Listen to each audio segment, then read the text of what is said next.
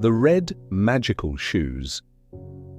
Long ago, beyond the silver hills and whispering forests, there was a kingdom where wishes were said to drift through the air like pollen, settling quietly into waiting hearts. In the village of Bramblebrook lived a gentle girl named Elira, known for her kindness and her habit of watching the world as if it was something half forgotten and precious. Elira had always loved to dance. Not the grand dances of the palace, she had never seen those, but the small, private kind, barefoot on dew, soft grass at dawn, or spinning beneath moonlight when no one else was awake. Dancing was how she spoke to the world. Yet, as time passed and responsibility weighed heavier on her shoulders, Elira danced less and dreamed less still. One winter evening, as snow fell like feathers from a torn pillow, Elira helped an old woman who had collapsed near the village gate. The woman's cloak was threadbare, her eyes bright as stars trapped behind clouds. "You have a kind heart," the woman said, pressing a small velvet bundle into Elira's hands, "and kind hearts deserve remembering." Before Elira could respond, the woman vanished. No footprints, no echo, no breath left behind. Inside the velvet cloth lay a pair of red shoes. They glowed softly, as though warmed by an inner flame. Their color was deeper than roses and brighter than embers, and tiny golden threads embroidered along the sides formed patterns that shifted when Elira blinked. Vines, wings, and dancing figures entwined in endless motion.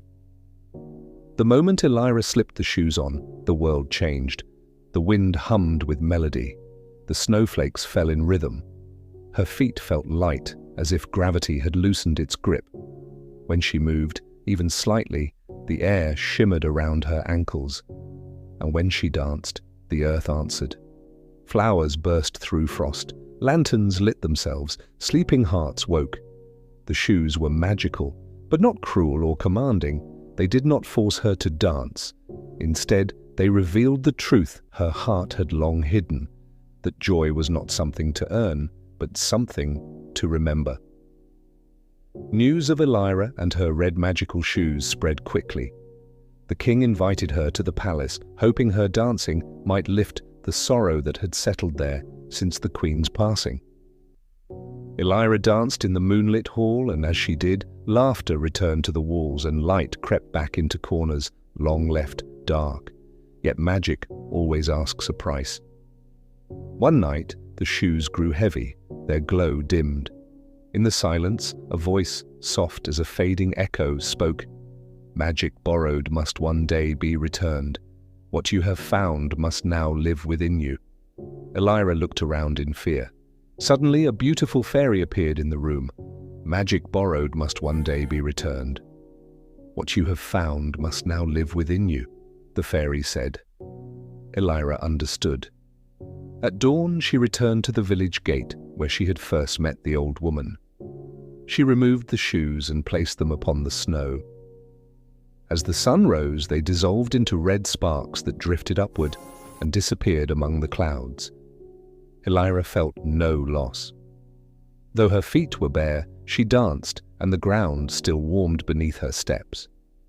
Flowers still leaned toward her. People still smiled. The magic had never belonged to the shoes.